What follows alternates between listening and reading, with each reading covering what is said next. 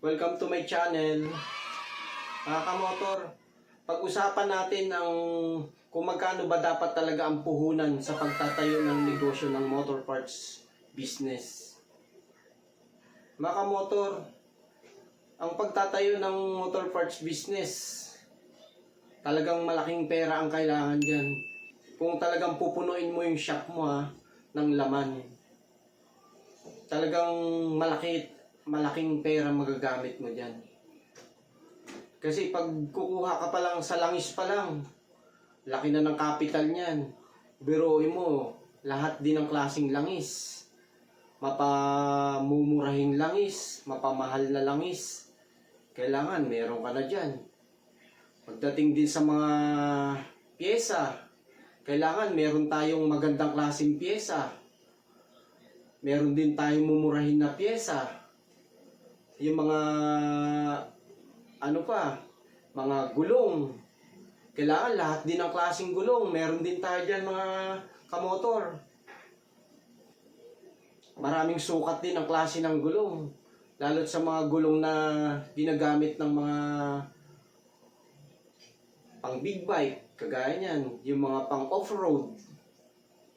Yung capital pa lang ng gulong na bibilin mo dun, malaking pera na rin magagamit mo dun.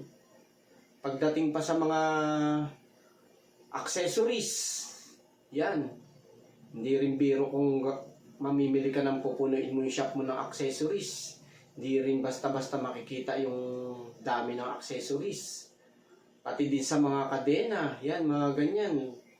Ang laki din ng kailangan mo dyan. Tsaka sa mga hub, yung hub mga kamotor, ang lalaki din ng kailangan mong capital dyan.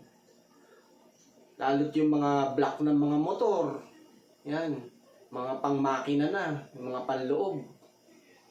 Hindi rin biro ang gagamitin mong pera dyan mga kamotor. Lalo't pagdating sa mga machine kamotor, demand ngayon yan. Kasi may mga alloy na rim. Yan, masiselan yan mga kamotor. Kailangan machine gagamitin natin dyan. Tsaka sa mga tubeless. Lalo yung mga mags ngayon kamotor. Maselan nyo, kailangan machine ginagamit. Ang machine kamotor, ang presyuhan yan, kulang-kulang 100,000 na yan kamotor. Yung magandang klase. Kaya sa puhunan natin kamotor ng mga pyesa natin, tayo na rin mag-i-expand yan mga kamotor. Nasa sa atin kung paano na tayo magpaikot ng gamit natin puhunan dyan. Kaya kailangan, kung ano lang yung mabili na motor parts na mabili, yung lalot na natin na mas mabilis siya na mabilis maubos, yung ganun, yun ang dagdagan natin bilihin mga kamotor. Yung medyo mabagal ang dispose, benta, pailan-ilan lang muna ang bilhin natin yung mga kamotor.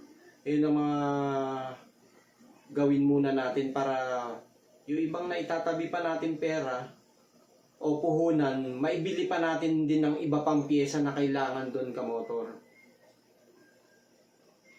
Doon tayo makakapagpa-expand lalo ng shop natin mga kamotor. Hanggang dito na lang muna yung vlogs ko mga kamotor. Sana suportahan niyo yung vlog ko mga kamotor para mas marami pa tayong magawang vlogs. Maraming salamat sa inyo mga kamotor.